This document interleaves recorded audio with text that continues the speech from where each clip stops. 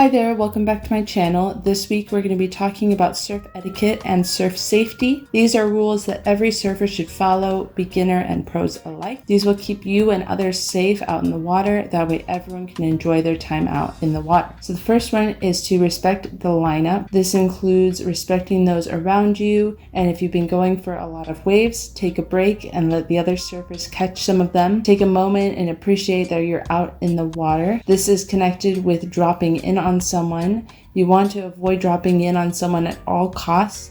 Make sure you check both directions before going for a wave. You don't want to cut someone off because this is bad manners and will definitely make someone really upset at you. A little pro tip is for beginner and experienced surfers alike. Sometimes we make mistakes. It's inevitable. You didn't see someone coming, or you thought they weren't going for a wave and you paddled for it anyways and you cut them off. If you give someone an apology, this goes a long way, and usually most people are very courteous about taking the apology. And it's much better to check in with someone and make sure that they're okay instead of just paddling off. The next one is to know your skill level and assess your skill level and choose a spot accordingly.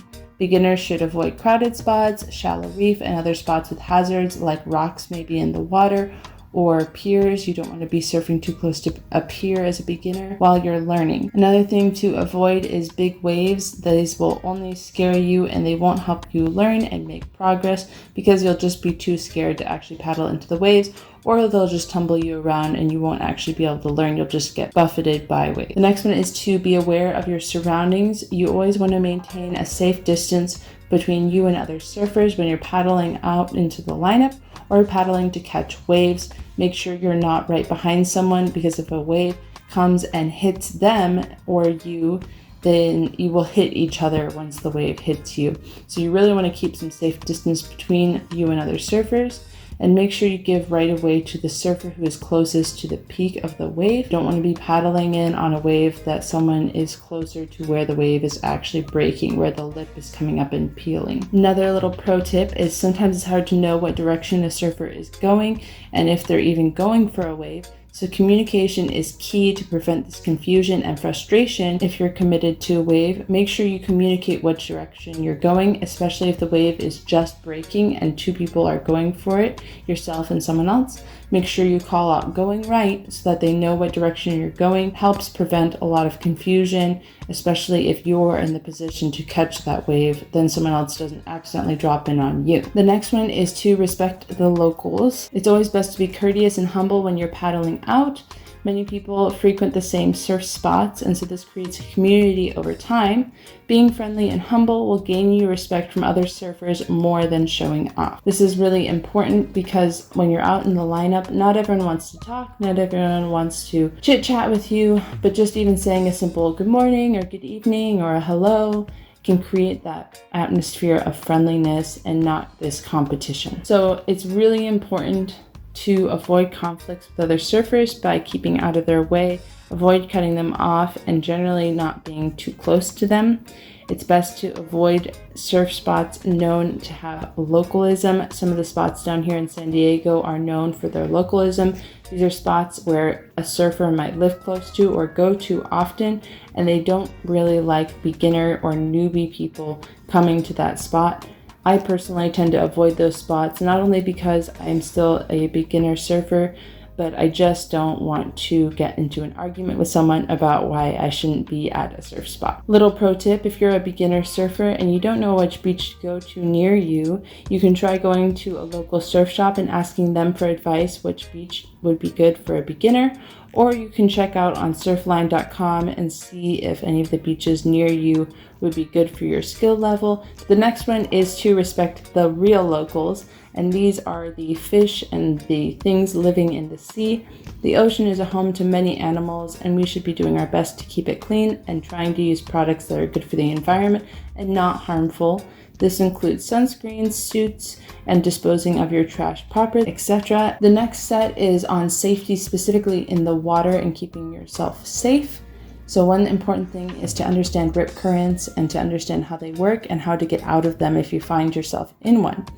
Rip currents can be very dangerous for surfers of any skill level, and it's important that you know what to do if you're caught in one and you can't seem to get out. Rip currents often occur around structures such as shallow reef, jetties, and piers and more, especially rocks and stuff, and they create a channel that creates that flow of water.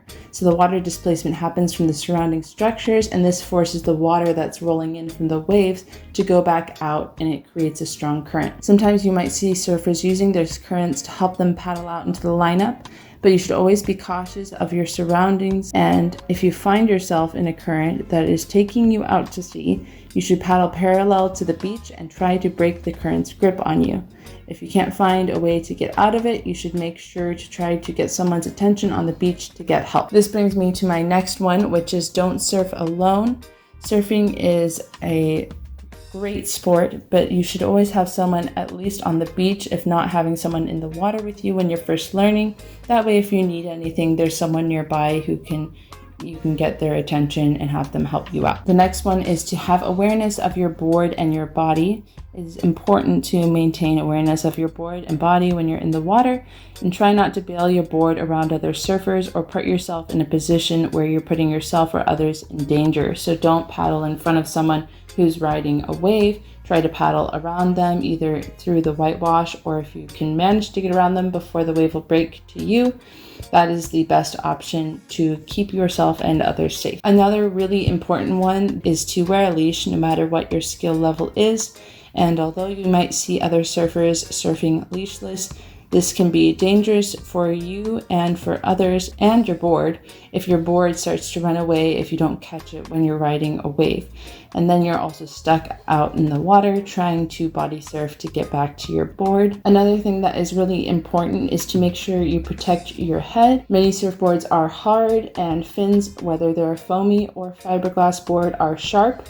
I know from experience because I've been cut by one. And you should protect your head whenever you think you're going to be wiping out, and try to avoid falling too close to your board. This will prevent your board from coming up and hitting you. And when you land in the water, it's a good habit to try to cover your head just in case your board hits another wave and comes flying. It's good to just make sure your head is safe. I hope these tips were helpful for you guys and that you were able to glean some information. I hope you guys have a great time out in the water and are able to enjoy the process. Thank you so much for watching, and please like this video and subscribe for more videos on tips for beginner surfers. I'll see you in the next video.